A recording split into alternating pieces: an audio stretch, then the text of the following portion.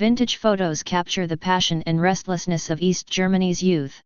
Photography from the German Democratic Republic, or East Germany, has received limited exposure in the art world, not least due to the strict limitations imposed by the former authoritarian state. A new collection of images, first shown at the 2019 Rencontres d'Als Photography Festival in the south of France by curator Sonia Voss, shines a light on the works that emerged from the GDR in the last decade before the fall of the Berlin Wall. The decade preceding the fall of the wall is a very interesting one for the arts in Germany because there was a new generation that had not witnessed the founding of the GDR, Voss said in a phone interview. These were young people who were very detached from political ideas, but somehow just as tired and furious about the constraints that they were living with, which made them more likely to break the norms or push the limits compared to previous generations. Ute Müller, Berlin, Winfried Glatzeder, Robert, and Philip, 1982, from the Living Together series. In the Restless Bodies series, Voss explores how the body was at the center of these artists' creativity. Photographing one's own body, Voss explained, was an act of affirmation and resistance in a society that discouraged individuality and was suspicious of the arts. And by photographing others, the artists were able to provide lasting documents of East German realities. Such was the case with Ute Müller, one of the artists featured in the exhibition, whose Living Together comprises family portraits taken in Leipzig.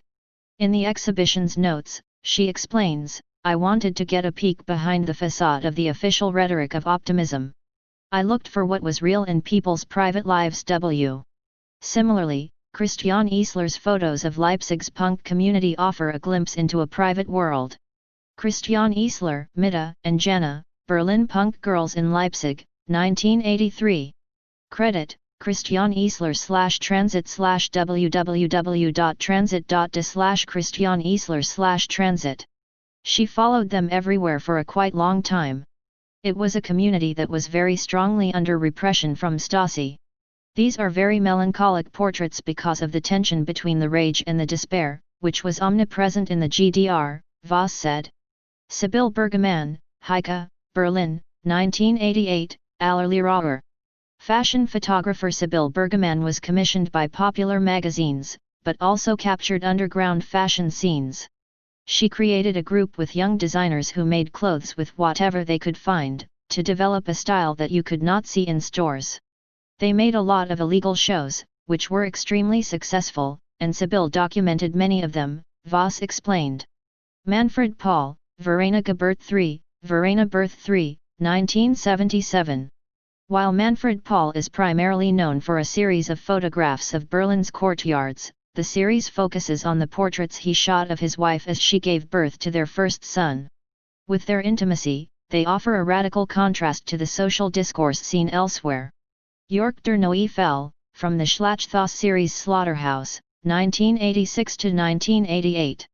Self-taught photographer Jörg der Neufel spent 2 years documenting a Berlin slaughterhouse. He saw it as a metaphor for the human condition and sacrifice for society, Voss said. To go with the portraits, he created an installation made out of zinc-coated plates which formed a labyrinth. He is a typical example of how a young person who did not receive a standard education really pushed the limits of photography. Rudolf Schaefer, Der Wigschlaf-Visages de Morts, The Eternal Sleep Faces of the Dead, 1981.